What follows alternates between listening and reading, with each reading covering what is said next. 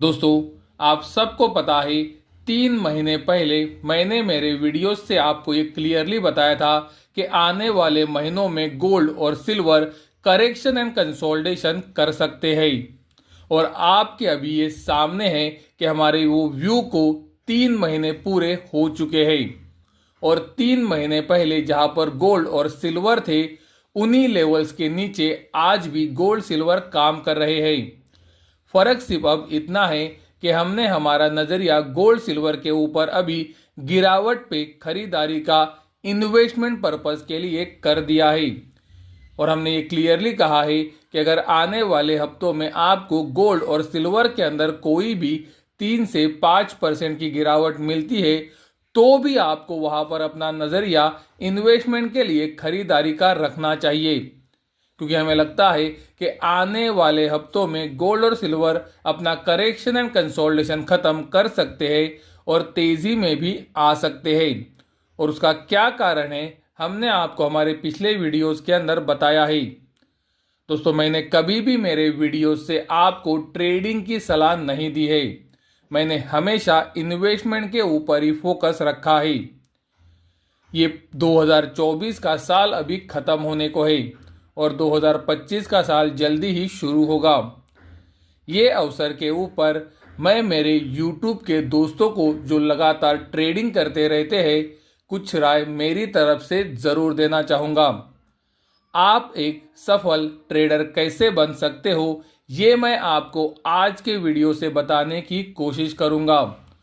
दोस्तों, अगर आप इन चीज़ों को फॉलो करते हो तो मैं आपको ये बता सकता हूँ कि आपके लॉसेस ज़रूर कम हो सकते हैं। और अगर आप प्रॉफिटेबल हो तो आपके प्रॉफिट्स और बढ़ भी सकते हैं। तो चलो ये वीडियो की शुरुआत करते हैं। दोस्तों, अगर आप ट्रेडिंग करते हो तो आपके लिए सबसे महत्वपूर्ण चीज़ जो ट्रेडिंग के अंदर आपको फॉलो करनी चाहिए वो है रिस्क मैनेजमेंट। मैं आपको कहूँगा कि अपनी रिस्क लेने की ताकत अनुसार पोजीशन बनाएं। अपनी रिस्क से बड़ी पोजीशन ना बनाएं। रिस्क लेने की ताकत मतलब गलत जाने पर आप कितना लॉस ले सकते हो, उतनी ही पोजीशन हमें मार्केट के अंदर बनानी चाहिए।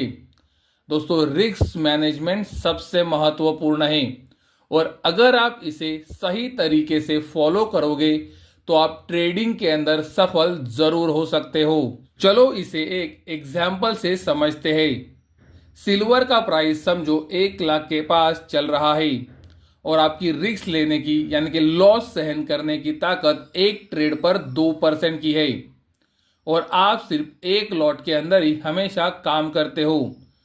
यानी कि दोस्तों, आपकी रिस्क लेने की ताकत एक ट्रेड के ऊपर 10,000 रुपए की है सिल्वर मिनी के अंदर।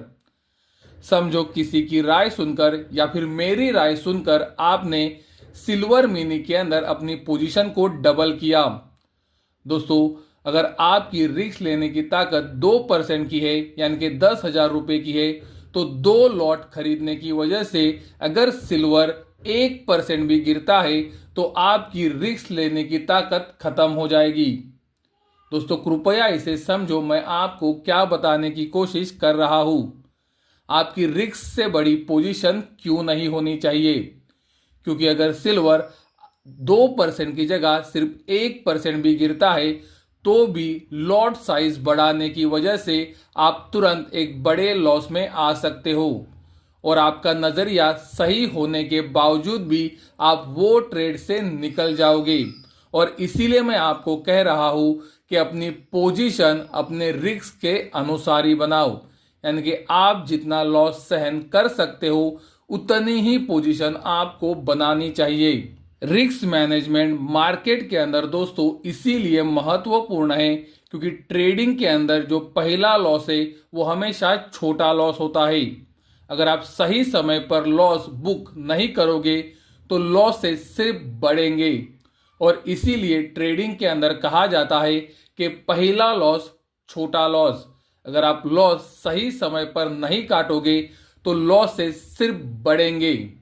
इसीलिए दोस्तों, रिस्क मैनेजमेंट ट्रेडिंग के अंदर सबसे महत्वपूर्ण है क्योंकि अगर आप अपनी रिस्क को मैनेज नहीं करोगे तो आप ट्रेडिंग के अंदर कभी भी सफल नहीं हो पाओगे। इससे ही दूसरा महत्वपूर्ण पॉइंट आता है कैपिटल प्रोटेक्शन। दोस्तों आप सबको पता है, अगर आपके पास कैपिटल है तो ही आप मार्केट के अंदर ट्रेड कर सकते हो। तो कैपिटल को बचाना सबसे महत्वपूर्ण है। अगर आप अपने कैपिटल को ये मार्केट के अंदर नहीं बचाओगे तो आप ट्रेडिंग नहीं कर पाओगे। और दोस्तों इसीलिए मैं कहता हूं कि मार्केट में लॉसेस होंगे ही, लेकिन आप ये लॉसेस को कितना छोटा रखते हो ये आपका ट्रेडिंग में करियर डिसाइड करेगा। दोस्तों आप अगर लॉसेस को हमेशा बड़ा रखोगे और मुनाफे को हमेशा छोटा रखोगे तो आप कभी भी मुनाफे में नहीं आ पाओगे। और इसीलिए लॉसेस को छोटा रखना बहुत ही ज़रूरी होता है। मार्केट के अंदर जब आपको पता चल जाता है कि मैं गलत हूँ, गलती को एक्सेप्ट करना सीखना चाहिए। जैसे ही हमें पता चले कि हम गलत है, ट्रेड को क्लोज कर देना चाहिए और नए ट्रेड का इंतज़ार करना चाहिए। दोस्तों ये बात को आपको ध्यान में रखना है कि ये मार्केट में पैसा कमाने से ज़्यादा पैसा बचाना सबसे महत्वपूर्ण है। और जिस दिन आप ये सीख जाओगे, पैसा बनाना मार्केट के अंदर आसान हो जाएगा। तीसरा महत्वपूर्ण पॉइंट सबसे महत्वपूर्ण है और ज़्यादातर लोग इसी वजह से पैसा गंवाते हैं। दोस्तों आपको इंट्राडे ट्रेडिंग से दूर रहना चाहिए। इंट्राडे ट्रेडिंग के अंदर 90% लोग पैसा गंवाते हैं। और दोस्तों सिर्फ इंडिया के अंदर ही नहीं तो पूरे दुनिया के अंदर ये डेटा से प्रूव किया गया है कि अगर आप डे ट्रेडिंग या फिर इंट्राडे ट्रेडिंग करते हो तो 90% चांसेस ये है कि आप पैसा गंवाओगे। तो जिसके चांसेस सबसे हाईएस्ट है वो चीज़ हमें क्यों करनी है, हम क्यों इंट्राडे ट्रेडिंग से दूर नहीं रह सकते। जैसे कि आप वीडियो के अंदर देख सकते हो, ये 2023 की स्टडी है जो ये क्लियरली बताती है कि इंट्राडे के अंदर इंडिया में 90% लोग पैसा गंवाते हैं। उसी तरह से आप देख सकते हो ऑल ओवर द वर्ल्ड यानी कि पूरी दुनिया के अंदर स्टडी ये बताती है कि 97% तक ट्रेडर्स इंट्राडे के अंदर पैसा गंवा सकते हैं। दोस्तों सेबी ने जो इंडिया का मार्केट का रेगुलेटर है अपना स्टडी रिवील किया था और उन्होंने भी यही बताया था कि 93% ट्रेडर्स इंट्राडे या फिर शॉर्ट टर्म ट्रेडिंग के अंदर पैसा गंवाते हैं। तो दोस्तों जो चीज़ की प्रोबेबिलिटी हाईएस्ट है वहां पर हमें काम क्यों करना है। यानी कि अगर 90% समय हम इंट्राडे के अंदर पैसा गंवाने वाले हैं तो हमें वहां पर ट्रेड क्यों करना है। क्या हम पोजिशनल ट्रेड या फिर स्विंग ट्रेडिंग के ऊपर फोकस नहीं कर सकते जहां पर पैसा बनाने की प्रोबेबिलिटी ज़्यादा होती है। तो मेरी आपको यही सलाह रहेगी कि आप जितना इंट्राडे के अंदर काम कम करोगे आपकी जीतने की प्रोबेबिलिटी उतनी ज़्यादा होगी। ये पॉइंट को दोस्तों आप हमेशा ध्यान में रखो कि आप जितना ट्रेड कम करोगे आपकी जीतने की संभावना है उतनी ज़्यादा रहेगी।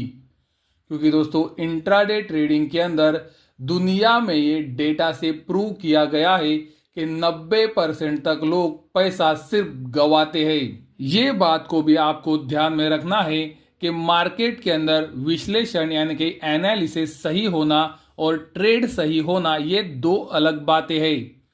क्योंकि दोस्तों आप जब ट्रेड करते हो तो आपका हार्ड अर्न मनी वो ट्रेड के अंदर लगता है और जैसे ही प्राइस फ्लक्चुएशन शुरू होता है आपकी हार्ट बीट्स बढ़ना शुरू होता है, आपका इमोशन ऊपर नीचे होना शुरू होता है।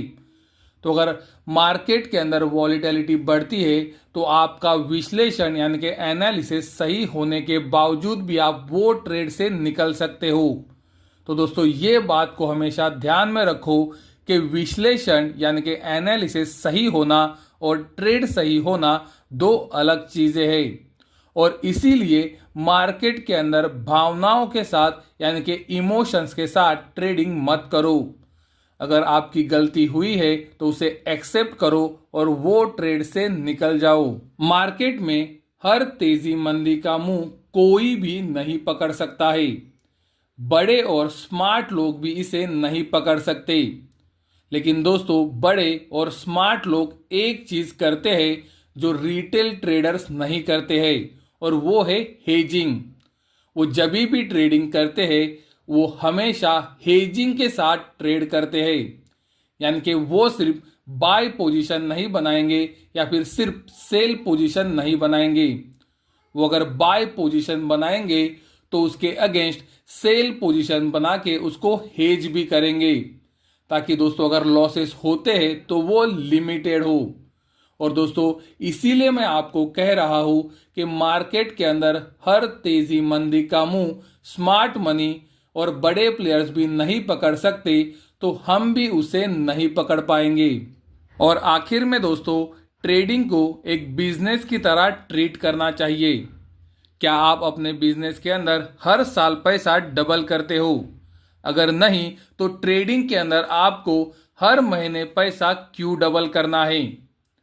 बैंक आपको सालाना 7.5% का इंटरेस्ट देती है, और अगर आप स्टॉक मार्केट के निफ्टी में पैसा लगाते हो तो वहां पर 13 से 14% का CAGR है। तो दोस्तों, अगर ये चीजें आपको पैसा एक साल में डबल नहीं करके दे रही है, तो आप ट्रेडिंग के अंदर जब आते हो तो वहां पर महीने के अंदर भी आपको पैसा क्यों डबल करना है? अगर आप महीने का 10% कमाने का टारगेट भी रखते हो तो वो साल का 120% होता है। यानी कि आप ट्रेडिंग के अंदर आके अपना पैसा एक साल के अंदर डबल करना चाहते हो, जो कि पॉसिबल नहीं है। दोस्तों, अगर आप वास्तविक उम्मीदों के साथ ट्रेडिंग करोगे तो ही आप मार्केट के अंदर पैसा बना पाओगे। ये बात को कृपया ध्यान में रखें। आप अगर अनरियलिस्टिक अप्रोच से मार्केट के अंदर काम करोगे तो आप कभी भी पैसा नहीं बना पाओगे। दोस्तों, अनरियलिस्टिक एक्सपेक्टेशन इसीलिए आती है क्योंकि हम अपने खर्चे निकालने के लिए ट्रेडिंग करना चाहते हैं। यानी कि हमारे जो खर्चे हैं वो हम ट्रेडिंग से पूरे करना चाहते हैं। मैं आपको बताना चाहूंगा, अपने खर्चे निकालने के लिए ट्रेडिंग पर निर्भर मत रहो। अगर ऐसा करोगे हमेशा टेंशन में रहोगे और टेंशन में सिर्फ लॉस करोगे। अपने काम के ऊपर फोकस करो और ट्रेडिंग से आए पैसे को बोनस समझो। दोस्तों, याद रखें, ट्रेडिंग को खर्चे निकालने की मशीन ना समझे।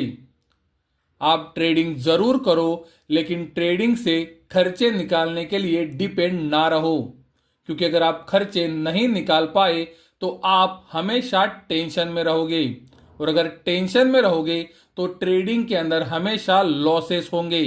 तो दोस्तों, मुझे लगता है कि आपको चार्ट्स आता है कि नहीं, या फिर आपको डेटा रीडिंग आती है कि नहीं, ये आज के ज़माने में उतना इम्पोर्टेंट नहीं है, क्योंकि आपको YouTube के ऊपर या फिर कहीं पे भी इसका एनालिसिस मिल जाएगा। सबसे महत्वपूर्ण है कि आप अपने रिस्क को कैसे मैनेज करते हो। तो ये वीडियो के अंदर जो चीज़ें हमने आपको बताई है वो आपको अपनी ट्रेडिंग इम्प्रूव करने के लिए मदद कर सकती है। तो जैसे कि हमने आपको बताया है, अपने रिस्क के अनुसार ट्रेड करें, अपने रिस्क से बड़ी पोजीशन ना बनाएं। पहला लॉस हमेशा छोटा लॉस होता है। मार्केट के अंदर लॉसेस होंगे ही, लेकिन आपको इसे छोटा रखना है। इंट्राडे ट्रेडिंग और ओवर ट्रेडिंग से दूर रहे। मार्केट में भावनाओं के साथ काम ना करें। हम सभी मुंह नहीं पकड़ सकते, ये बात भी आपको ध्यान में रखनी है। मार्केट के अंदर वास्तविक पैसा कमाने के ऊपर फोकस होना चाहिए। ट्रेडिंग एक बिजनेस है और इसे बिजनेस की तरह ट्रीट करना चाहिए। और आखिर में अपने खर्चे निकालने के लिए ट्रेडिंग ना करें, क्योंकि अगर आप अपने खर्चे ट्रेडिंग से नहीं निकाल पाए तो आप टेंशन में आओगे, और अगर टेंशन आया तो ट्रेडिंग के अंदर सिर्फ लॉसेस होंगे। दोस्तों, मुझे उम्मीद है अगर आप इन चीज़ों को फॉलो करोगे तो आप एक सफल ट्रेडर जरूर बन पाओगे।